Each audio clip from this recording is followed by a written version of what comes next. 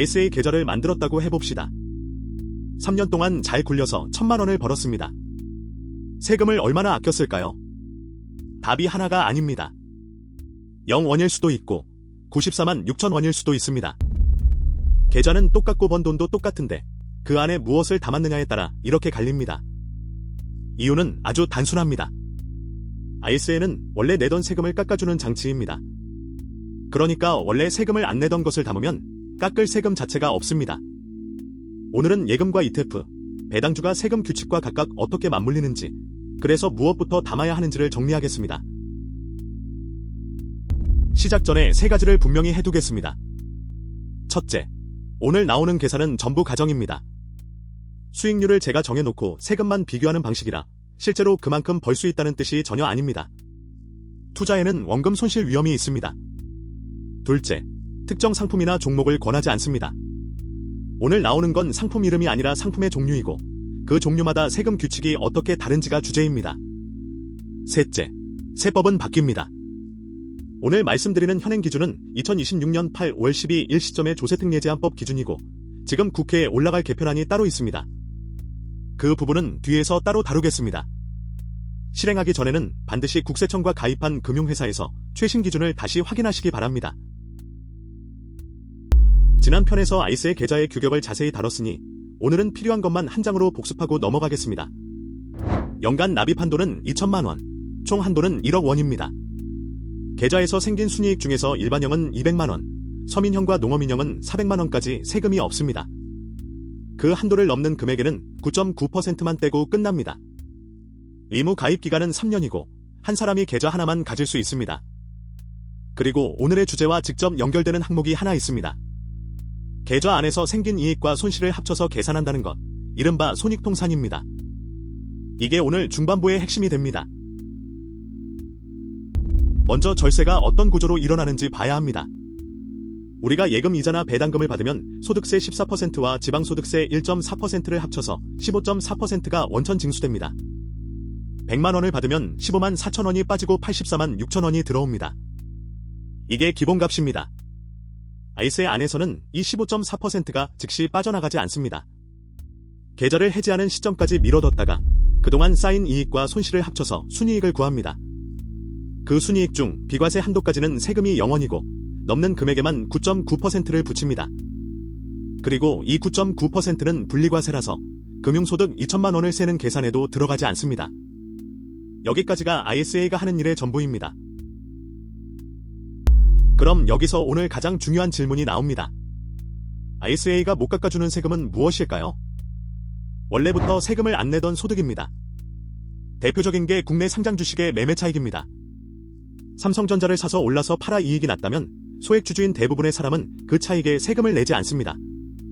일반 계좌에서도 원래 0원입니다. 그러면 이걸 ISA 안에서 사고 팔았다고 해서 절세가 될까요? 되지 않습니다. 0원에서 0원이 됐을 뿐입니다. 오히려 ISA는 연간 2천만 원이라는 납입 한도와 3년이라는 의무 기간이 붙어있는 계좌입니다. 절세는 없는데 제약만 받는 셈이 될 수 있습니다. 이 사실 하나만 알아도 계좌를 훨씬 잘 쓰게 됩니다. 그래서 자산별로 궁합을 정리하면 이렇게 됩니다. 화면의 표를 순서대로 보시기 바랍니다. 궁합이 가장 좋은 건 국내에 상장된 해외 지수 ETF, 채권 ETF, 원자재 ETF입니다. 이것들은 일반 계좌에서 매매 차익까지 15.4%로 과세되기 때문에 깎을 세금이 큽니다. 다음이 리츠와 배당주의 배당금, 그리고 예금과 적금의 이자입니다. 이것들도 원래 15.4%를 내던 돈입니다. 그 다음이 국내 주식형 ETF인데 매매 차익은 원래 비과세라 절세 효과가 분배금에만 생깁니다.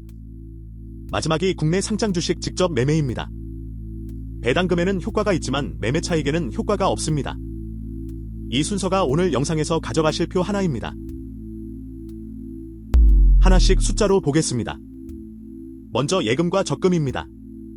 이자 200만 원을 받았다고 가정하겠습니다. 일반 계좌라면 15.4%가 붙어서 30만 8천 원이 세금으로 나갑니다. 손에 남는 건 169만 2천 원입니다. 같은 이자를 ISA 안에서 받았다면 일반형 비과세 한도 200만 원 안에 들어가니까 세금이 0원입니다. 30만 8천 원을 그대로 아낀 겁니다. 예금이 ISA와 궁합이 좋은 이유는 수익이 커서가 아닙니다. 이자는 예외 없이 전액이 과세 대상이기 때문입니다. 100원을 벌면 100원이 다 세금 계산에 들어갑니다. 깎을 대상이 온전히 다 있다는 뜻입니다. 다음이 오늘의 주인공, 국내에 상장된 해외 지수 ETF입니다. 예를 들어 미국 대표 지수를 따라가는 국내 상장 ETF가 여기 해당합니다. 이 상품은 일반 계좌에서 팔아서 이익이 나면 그 매매 차익 전체가 배당 소득으로 잡혀서 15.4%가 붙습니다. 국내 주식과 달리 매매 차익이 비과세가 아닙니다. 500만 원의 이익이 났다고 가정해 보겠습니다. 일반 계좌라면 세금이 77만 원입니다. ISA 일반형이라면 200만 원까지는 0원이고 나머지 300만 원에만 9.9%가 붙어서 29만 7천 원입니다. 47만 3천 원이 남습니다. 서민형이라면 400만 원까지 비과세니까 세금이 9만 9천 원, 아낀 돈은 67만 1천 원이 됩니다. ISA의 절세력이 가장 크게 나오는 자리입니다. 세 번째는 배당주와 리츠입니다. 배당금은 받는 순간 15.4%가 떼입니다. 배당을 300만 원 받았다고 가정하면 일반 계좌에서는 46만 2천 원이 세금입니다. ISA 일반형이라면 200만 원까지 비과세, 나머지 100만 원에 9.9%가 붙어 9만 9천 원입니다. 36만 3천 원을 아낍니다. 그런데 배당주에는 세금을 깎는 것 말고 하나가 더 있습니다. 이자와 배당을 합쳐서 한 해 2천만 원을 넘으면 금융소득 종합과세 대상이 되는데 ISA 안에서 받은 배당은 분리과세라서 그 2천만 원을 세는 계산에 들어가지 않습니다. 배당을 늘려가는 분들에게는 세율을 깎는 효과보다 이쪽이 더 클 수도 있습니다. 네 번째는 국내 주식과 국내 주식형 ETF입니다.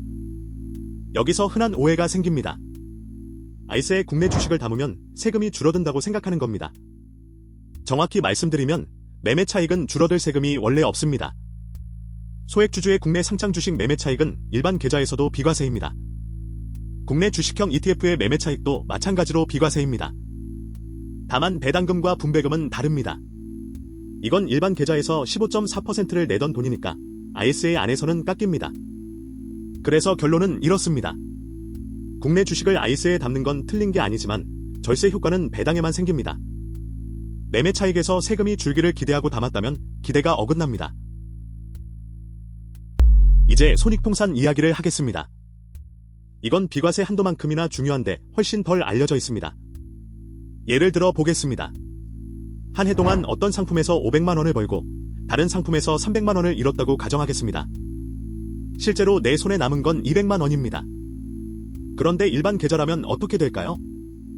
이익이 난 500만 원에는 15.4%가 붙어 77만 원을 냅니다. 잃은 300만 원은 세금 계산에서 그냥 무시됩니다. 200만 원을 벌었는데 500만 원을 번 것처럼 세금을 내는 겁니다. ISA 안에서는 둘을 합칩니다. 순이익이 200만 원이니까 일반형 비과세 한도 안에 들어가서 세금이 0원입니다. 여러 상품을 동시에 굴리고 손실도 나는 사람일수록 ISA의 진짜 힘은 여기에 있습니다. 그럼 실제로 무엇부터 담아야 할까요? 순서를 정하는 기준은 하나입니다. 같은 금액을 벌었을 때 원래 내던 세금이 큰 것부터입니다. 첫째 자리는 매매 차익까지 과세되는 상품, 그러니까 국내 상장 해외 ETF와 채권 ETF입니다. 둘째 자리는 이자와 배당처럼 전액이 과세 대상인 것, 예금과 배당주와 리츠입니다. 셋째 자리는 배당 부분만 효과가 있는 국내 주식형 ETF입니다.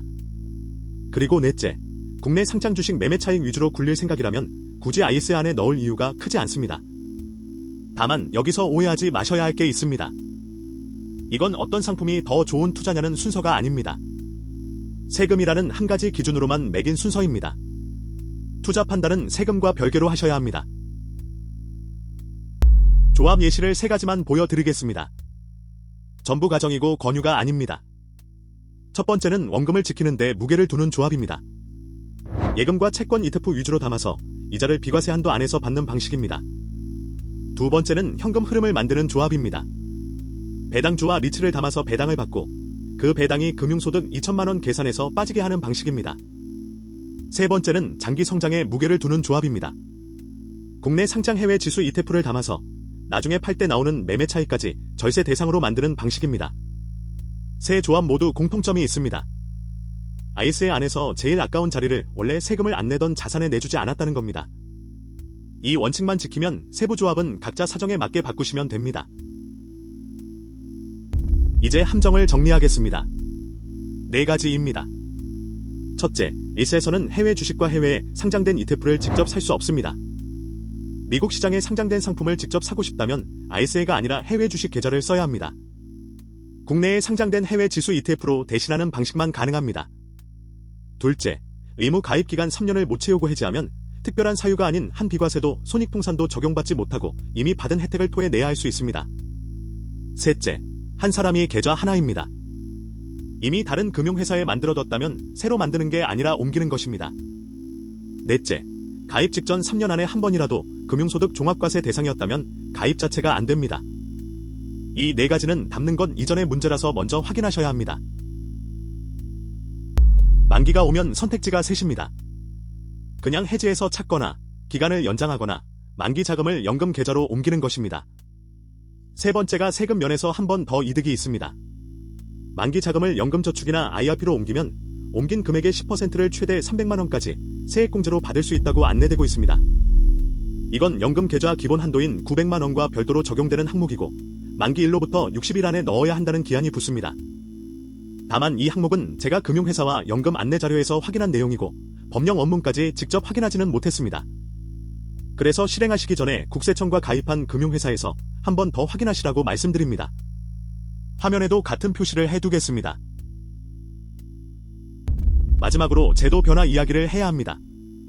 오늘 주제가 무엇을 담느냐인데 지금 정부가 발표한 개편안이 바로 그 담을 수 있는 것을 바꾸는 내용이기 때문입니다. 2026년 8월 3일 발표된 세제 개편안에는 생산적 금융 ICE라는 새 계좌가 들어있습니다. 이자와 배당을 전액 비과세로 해주는 대신 담을 수 있는 것을 국내 상장 주식과 국내 주식형 펀드 같은 국내 자산으로 한정합니다.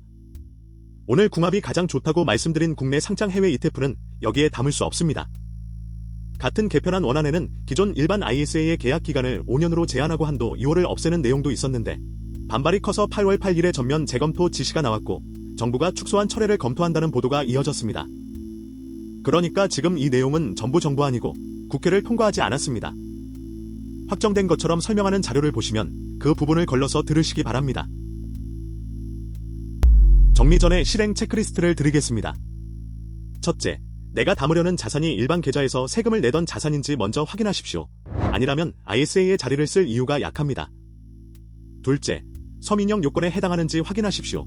직전 과세기간 총급여가 5천만원 이하면 비과세 한도가 200만원에서 400만원으로 2배가 됩니다. 서류 한 장 차이입니다. 셋째, 여러 상품을 굴릴 계획이라면 손익통산을 계산해 넣으십시오. 손실이 날 수 있는 자산일수록 ICE 안에 있을 때 얻는 게 큽니다. 넷째, 3년을 버틸 수 있는 돈인지 보십시오. 곧 쓸 돈이라면 절세보다 유동성이 먼저입니다. 다섯째, 숫자는 원문에서 확인하십시오. 한도와 세율은 국가법령정보센터의 조세특례제한법, 실무 기준은 국세청과 금융투자협회, 개편안은 발표일과 국회 통과 여부를 함께 보시면 됩니다. 오늘 내용을 정리하겠습니다. 첫째, ISA의 절세는 원래 내던 세금이 있어야 작동합니다. 국내 상장 주식 매매 차익처럼 원래 비과세인 소득을 담으면 아끼는 돈은 0원입니다. 둘째, 그래서 궁합 순서는 매매 차익까지 과세되는 국내 상장 해외 ETF와 채권 ETF가 첫째, 이자와 배당이 전액 과세되는 예금과 배당주와 리츠가 둘째, 분배금에만 효과가 있는 국내 주식형 ETF가 셋째입니다. 셋째, 비과세 한도만큼 중요한 게 손익통산입니다. 이익 500만원과 손실 300만원을 합쳐 200만원으로 계산해주는 것, 일반 계좌는 이걸 해주지 않습니다. 넷째, 오늘 계산은 전부 가정이고 특정 상품 권유가 아닙니다. 투자에는 원금 손실 위험이 있고 세법은 바뀌며 지금도 개편안이 국회로 가고 있습니다. 실행 전에 국세청과 금융회사에서 최신 기준을 다시 확인하시기 바랍니다. 다음 편에서는 오늘 여러 번 나온 그 상품을 정면으로 다루겠습니다. 같은 지수를 따라가는데 국내에 상장된 ETF와 미국에 상장된 ETF는 세금이 완전히 다릅니다. 15.4% 배당소득세와 22% 양도소득세, 어느 쪽이 언제 유리한지 정리하겠습니다. 구독과 좋아요 잊지 마세요.